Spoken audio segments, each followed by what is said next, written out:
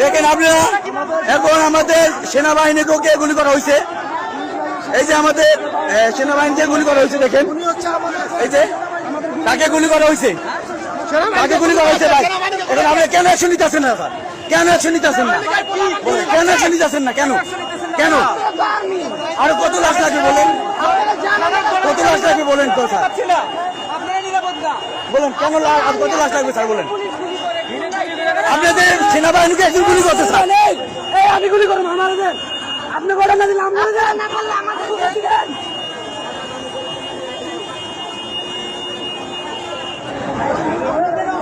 দেখেন এই মাত্র